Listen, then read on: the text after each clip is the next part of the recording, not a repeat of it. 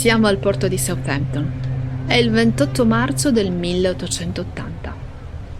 Una donna vestita di nero si accinge a salire su un lussuoso transatlantico in partenza verso l'Africa.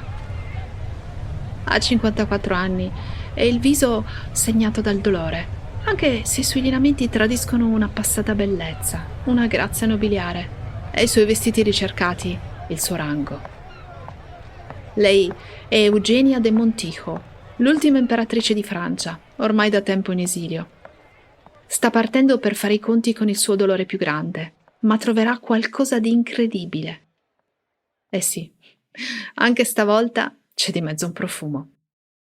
I profumi fanno solo finta di passare attraverso il naso, ma in realtà vanno dritti al cuore. Ci sono profumi che ci seducono, profumi che ci ossessionano, profumi che ci conquistano e silenziosamente ci trasformano. Io sono Roberta Deiana e questo è Il profumo del destino, un podcast che racconta storie di persone a cui un odore o un profumo ha cambiato la vita.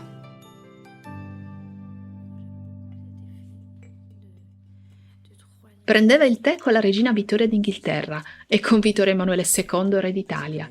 Era madrina della regina di Spagna Vittoria Eugenia, amica intima dell'imperatrice Alexandra di Russia. Eppure oggi il suo nome non ci dice molto.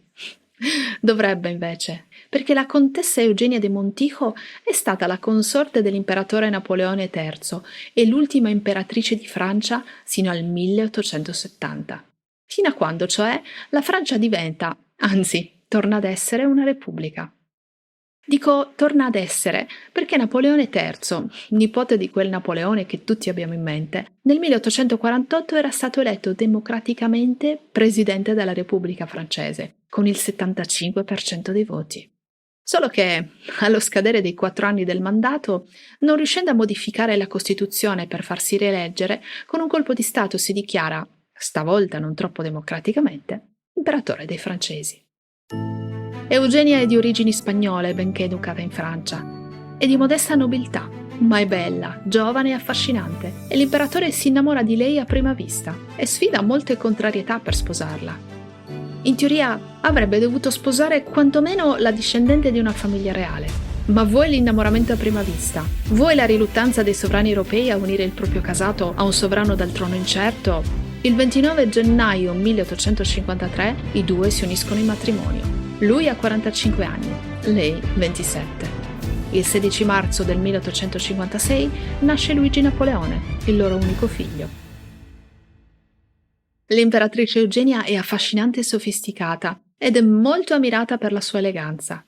Ama il lusso e i vestiti, che si fa confezionare in quantità dal suo sarto Charles Worth, il più famoso e blasonato dell'epoca. Ha anche una passione per Maria Antonietta, in cui si identifica un po'.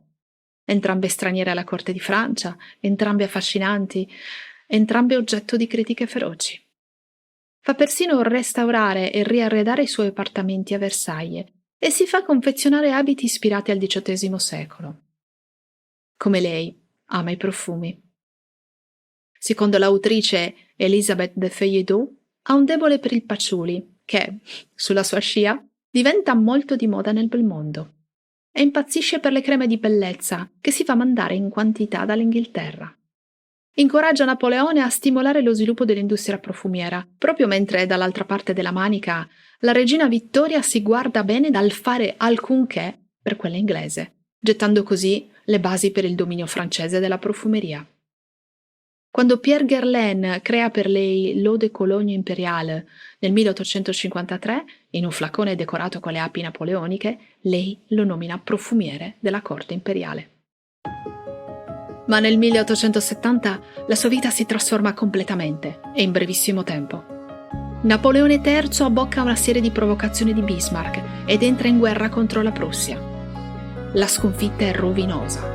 Catturato nella battaglia di Sedan, rimane prigioniero fino alla firma dell'armistizio, all'inizio del 1871. Eugenia, memore anche delle sorti dell'amata Maria Antonietta, riesce a fuggire in tempo e si rifugia in Inghilterra, dove l'imperatore la raggiungerà alla sua liberazione. Il figlio, invece, si trova già lì. Luigi Napoleone da diversi anni è stato mandato a studiare prima al King's College di Londra e poi all'Accademia Militare di Woolwich, la più prestigiosa dell'epoca. Alla morte di Napoleone III, Eugenia viene nominata a capo del partito bonapartista ed erede universale dei suoi beni, fino alla maggiore età del figlio, che arriva a poco più di un anno dopo, nel marzo del 74. I bonapartisti non hanno dubbi, lo chiamano Napoleone IV, sicuri che sarà il prossimo re di Francia. La satira di bonapartista nel frattempo si preoccupa solo di screditarlo e lo ritrae come un codardo. Nei daguerrotipi virati seppia che lo ritraggono, Luigi Napoleone è un ragazzo dall'aria seria e riflessiva. È appena maggiorenne, ma sente già tutto il peso del suo cognome e del suo destino. Di lì a poco decide di partire in guerra per completare il suo addestramento militare, perché, anche se vive in Inghilterra, guarda alla Francia, ed è quello il giudizio che teme più di tutti. Sono quelle le critiche a cui sente di dover rispondere. Quando avrò dimostrato di saper rischiare la vita per un paese che non è il mio, non ci saranno dubbi che saprò rischiarla ancora di più per il mio paese. Il paese che non è il suo, l'Inghilterra, in quegli anni è alle prese con la sanguinosa guerra anglo-zulu. Sì, lo so, nel nostro immaginario l'impero britannico è una terra di gentiluomini arguti e di brillanti fanciulle in età da marito, di carrozze, balli, tempo meridiani, appena usciti dalle pagine di Genossino o dal set di Downton Abbey o di Bridgerton. Nella realtà, invece, è un impero che ha costruito la sua immensa ricchezza su uno sistematico sfruttamento delle sue colonie. La preda del momento, nel 1879, è la terra degli Zulu, quella che oggi chiamiamo Sudafrica. Da diversi anni il regno inglese sta cercando di impossessarsi di quel territorio, sottraendolo sia ai boeri, i contadini di origine olandese, a loro volta insediatisi in una parte del territorio, che alle tribù autoctone. Se i boeri si fanno convincere facilmente a mettersi sotto la protezione inglese, gli Zulu sono decisamente restii a farsi sottomettere, e presto nasce una guerra lunga e sanguinosa. Il principe imperiale sarebbe potuto rimanere a Londra a frequentare il bel mondo, ma sente di dover dimostrare qualcosa. Chiede alla madre di intercedere con la regina Vittoria per concedergli una dispensa e partire in guerra. Lei, seppur a malincuore, lo fa. Gli eventi si succedono velocemente. Il 29 febbraio del 1879 si imbarca a Southampton su un transatlantico diretto in Africa. Il 29 marzo sbarca a Città del Capo. Il 29 aprile arriva a Dundee. Il 1 giugno parte nella savana con una decina di uomini. Sarà la sua prima vera missione e anche l'ultima. Poco dopo la partenza, il gruppo si ferma per una ricognizione nella piccola vallata di Telezzi. Viene attaccato da un gruppo di Zulu armato sino ai denti. I commilitoni inglesi saltano a cavallo e riescono a fuggire all'imboscata, ma il cavallo del principe scappa e lui rimane da solo contro gli assalitori. Armato di revolver resiste disperatamente, invano. Colpito da una pioggia di lance cade a terra morto. Il giorno seguente il suo corpo viene recuperato e riportato a Durban e poi imbarcato per l'Inghilterra. Come da tradizione Zulu è stato aperto in più parti per liberare lo spirito del defunto affinché non torni a perseguitare i suoi nemici. La morte del principe imperiale suscita enorme clamore e indignazione a livello internazionale. Sarà uno shock per tutto l'Occidente. La guerra si concluderà poco dopo, alla fine di agosto dello stesso anno, con una schiacciante vittoria degli inglesi. Dopo lunghi mesi di dolore, nell'aprile del 1880 Eugenia de Montijo decide di recarsi in Sudafrica per trascorrere l'anniversario della morte del figlio proprio ai Telezzi, nel luogo dell'imboscata mortale. È una sorta di pellegrinaggio per mitigare il dolore, forse per ritrovare qualcosa di lui, per cercare risposte a domande indicibili. Dopo 20 giorni di viaggio, Eugenia arriva a Città del Capo. Ad accompagnarla un gruppo di ufficiali inglesi, 2 dame di compagnia, una scorta di 20 cavalieri e una guida Zulu. Il gruppo si mette subito in viaggio nella savana, con la convinzione che il luogo sia facile da riconoscere, perché sul posto è stata innalzata una piccola piramide di pietre, ma scoprono presto di essersi sbagliati. La vegetazione lussureggiante e impenetrabile rallenta il loro cammino e nasconde qualsiasi cosa. Passano lunghi giorni di viaggio, in cui il caldo torrido del giorno si alterna alla notte e alla pioggia e al vento, che minacciano di spazzar via le loro tende. Il gruppo è stanco e demoralizzato. Una sera, l'ufficiale più alto in grado parla con Eugenia e la convince ad abbandonare le ricerche. È tutto inutile, sostiene. non lo troveranno mai. Eugenia si lascia convincere. Concordano di ripartire il mattino dopo, ma l'indomani, mentre si preparano a partire, tutto a un tratto accade qualcosa di straordinario. L'imperatrice Eugenia, che era rimasta seduta in disparte, si alza improvvisamente, come animata da un'ispirazione. Tutti si voltano a guardarla. Eugenia si mette in cammino e guida il gruppo con straordinaria sicurezza, marciando attraverso la savana. I compagni la seguono esterrefatti, mentre lei cammina per ore senza indugio tra le liane, i tronchi d'albero rovesciati, l'erba alta, senza mostrare il minimo segno di stanchezza. Poi, all'improvviso, si ferma, come se avesse finalmente trovato la sua meta. I compagni si avvicinano. Davanti ai loro occhi c'è proprio la piramide di pietre che cercavano, il luogo dell'imboscata. Eugenia cade in ginocchio e piange. L'indomani i compagni le chiedono cosa sia successo, come abbia fatto a trovare il posto. E qui comincia la parte più misteriosa del nostro racconto. Mentre stavano per partire, Eugenia aveva improvvisamente sentito uno straordinario profumo di violetta. Era così forte, racconta, che si era quasi sentita svenire. Ma c'era un fatto. Eugenia sapeva che il figlio amava moltissimo questo profumo. Per questo l'aveva preso come un segno, racconta, come un messaggio. E aveva seguito questa scia di profumo alla cieca, senza esitazione, sicura che l'avrebbe portata ai Telizi. Ma nelle prime ore del mattino era accaduto qualcosa di ancora più strano. Nonostante non ci fosse il minimo alito di vento, l'imperatrice aveva visto improvvisamente le fiamme delle candele che si era portata per pregare tremolare, come se qualcuno stesse cercando di spegnerle. La storia racconta che abbia chiesto: «Sei tu? Vuoi che me ne vada?»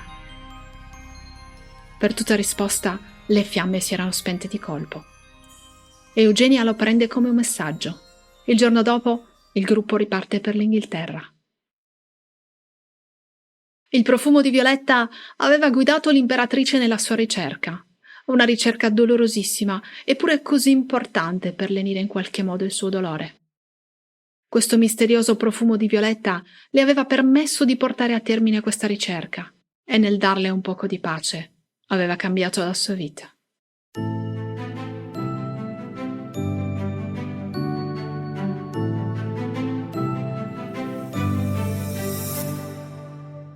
Nel XIX secolo la violetta era molto più di un semplice profumo. Era il fiore prediletto di regine imperatrici. Lo amava Joséphine Beauharnais, prima moglie dell'imperatore Napoleone, che lo fece piantare nei giardini del castello di Malmaison assieme alle sue amate rose. Lo amava Maria Luigia d'Austria, seconda moglie di Napoleone e in seguito duchessa di Parma, che ne incentivò la coltivazione nel ducato e ne fece la sua firma. Su sua richiesta i monaci certosini crearono un profumo alla violetta solo per lei. Lo amava moltissimo anche la regina Vittoria d'Inghilterra, che lo fece piantare nei giardini di tutte le sue residenze e che lo indossava spesso e volentieri, scatenando nel regno una vera e propria ossessione. Del resto, la violetta era il perfetto fiore vittoriano, un fiore schivo che si nasconde tra le foglie della pianta e simboleggiava la modestia, la fedeltà, la ritrosia, insomma, l'incarnazione della virtù femminile dell'epoca. Peraltro, da una vera signora ci si aspettavano solo profumi leggeri e fioriti. Qualsiasi altra scelta sarebbe stata un'imperdonabile dichiarazione di scarsa moralità. Il segreto era quindi scegliere un'essenza e usarla in ogni modo possibile, tranne che sul corpo, su capelli, abiti, fazzoletti e persino sui ventagli e sulla propria corrispondenza. E quale fragranza più adatta della virtuosa violetta?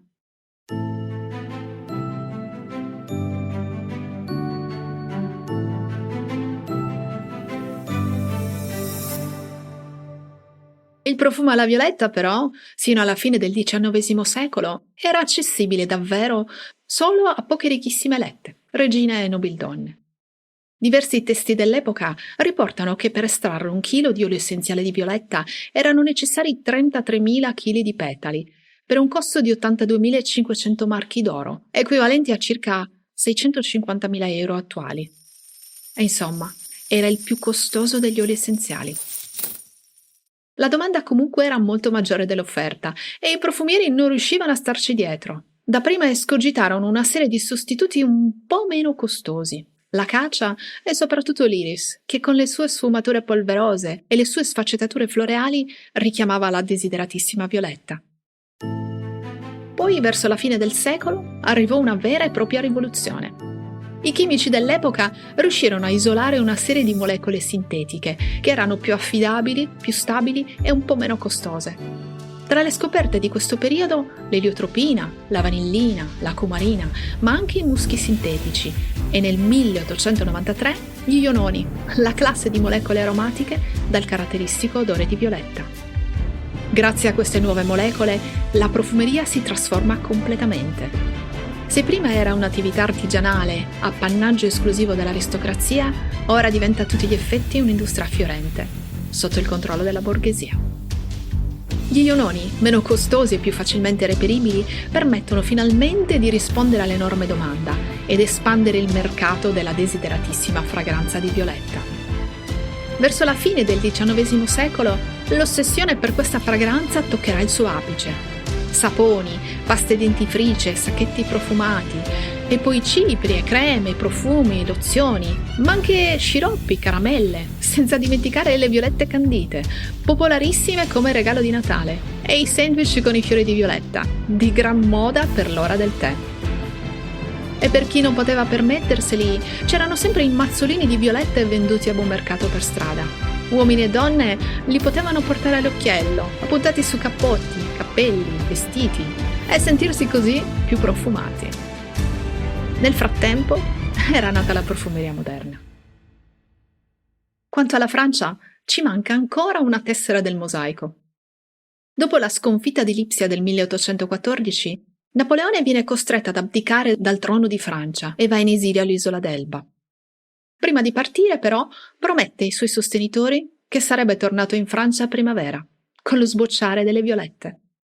Per questo viene soprannominato, dalle sue truppe prima e dai suoi sostenitori poi, Caporal la Violette o Papa la Violette, e il fiore diventa immediatamente un simbolo bonapartista. In Francia si diffondono una serie di incisioni apparentemente innocue di violette in piena fioritura, ma che a guardar bene rivelano i profili di Napoleone, della sua consorte e del loro figlio, accompagnate dal motto «Il reviendra avec le printemps», tornerà con la primavera. Napoleone poi torna davvero allo sbocciare delle violette e con queste viene salutato al suo ingresso alle Tuileries, dove aveva la sua residenza prima dell'esilio. Ma se il suo ritorno come imperatore di Francia dura solo 100 giorni e si conclude con la clamorosa sconfitta di Waterloo e il suo esilio a Sant'Elena, le violette continuano ad essere legate alla casata Bonaparte, anche durante il regno di Napoleone III. Eugenia de Montijo stessa le usa spesso per ribadire il suo legame con la casata. Quando una sera si presenta a un evento, con indosso un raffinato abito viola decorato con violette, così come la sua conciatura, e con in mano un bouquet di violette, è chiaro a tutti che ha accettato la proposta di matrimonio di Napoleone III. Ma anche durante tutto il regno si decora i capelli con le violette e si fa ritrarre nei quadri e più tardi nelle foto con un mazzo di violette in mano. Le violette decorano sempre le residenze reali durante le celebrazioni e sono anche i fiori che i suoi sostenitori depongono ai funerali di Napoleone III. E quindi, che profumo poteva emanare l'ultimo discendente dei Bonaparte, se non quello di violetta? Diverse fonti riferiscono che sia stata proprio l'imperatrice a raccontare questa storia al suo ritorno in Inghilterra, e pare che i suoi compagni di viaggio abbiano avvallato la sua versione. O meglio, hanno confermato di aver visto Eugenia animarsi a un tratto e seguire un itinerario misterioso, seguendo una qualche ispirazione, sino ad arrivare misteriosamente alla piramide di pietre che avevano cercato invano per giorni. Nessuno di loro, però, ha sentito il profumo di violetta. Certo, questa storia non ha ovviamente prove, se non le fonti che la riferiscono. Potrebbe tranquillamente essere un racconto di fantasia, una metafora edificante, un'opera di propaganda. Di certo sfida la logica da molti punti di vista. Ma visto che ci siamo, andiamo fino in fondo. La storia dice anche che il cavallo del principe imperiale, quello che era scappato decidendo della sua sorte, si chiamasse Fate, cioè destino. Il monumento commemorativo del principe imperiale esiste ancora oggi e si trova a circa 70 km a est di Dundee, nel Sudafrica orientale.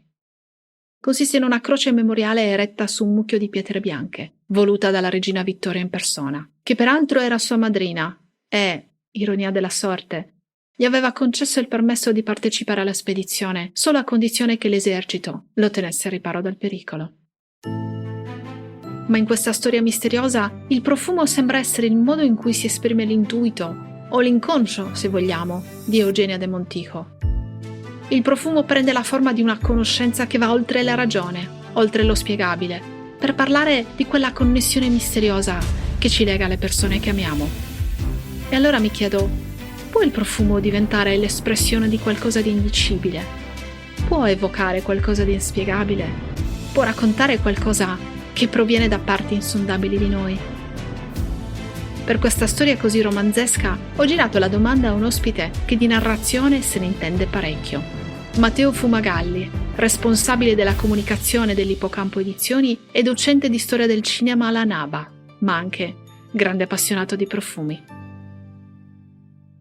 Un grande potere che ha il profumo è quella proprio di far uscire anche dei lati nascosti del nostro vissuto, del nostro sentire, e a volte quello che il profumo è in grado di tirare fuori da una persona è come se fosse scaturita anche in modo involontario, istintivo. E talvolta è un aspetto questo che sfugge dal controllo dell'artista, del creatore delle fragranze. Un esempio che a me piace molto fare è una fragranza che si chiama Relique d'amour di Orisa Legrand. Quel profumo dovrebbe evocare una piccola chiesetta di campagna. Si tratta di un incenso un po' etereo, in accordo con il giglio, e la maggior parte delle persone che l'hanno provato, l'hanno indossato, hanno questa associazione alla chiesa. Per me no, assolutamente no, perché l'odore di quel profumo, la composizione, mi ricorda la cantina dei vini dei miei zii, perché ha proprio quell'effetto legno invecchiato. Poi mia zia fumava in casa, quindi il fumo delle sigarette che si lega a questo legno un po' anche umido. Per me è stato uno shock quando l'ho sentito, perché ho detto, Ugo Lambert, che è appunto il creatore della fragranza, ha detto, secondo me mi spia. Non so come abbia fatto a prendere un odore che pensavo di conoscere solo io e metterlo in una boccetta. Io sono molto convinto che alla fine anche il profumo sia un mezzo per raccontare una storia, un'evocazione, che in alcuni casi è molto più sfaccettata di quella che semplicemente, ok, un'immagine, un ricordo. Eugenia de Montijo è stata colpita da questo forte profumo di violetta in modo istintivo, quasi come se fosse una chiamata anche interiore.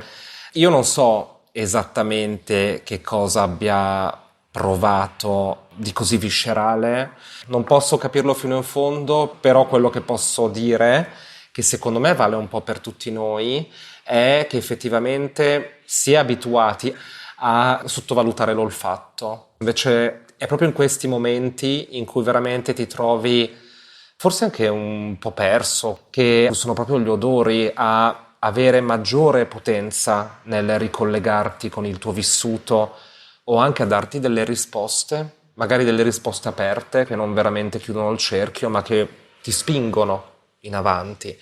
Ci sono delle fragranze che possono anche metterti a disagio, o delle fragranze che invece ti possono dare un senso di conforto. Quindi c'è questo mistero, questo potere misterioso del profumo di relazionarsi effettivamente con la nostra interiorità. Sì, è il grande potere del profumo. Assolutamente, e questa storia ne è un'ideale potentissima conferma.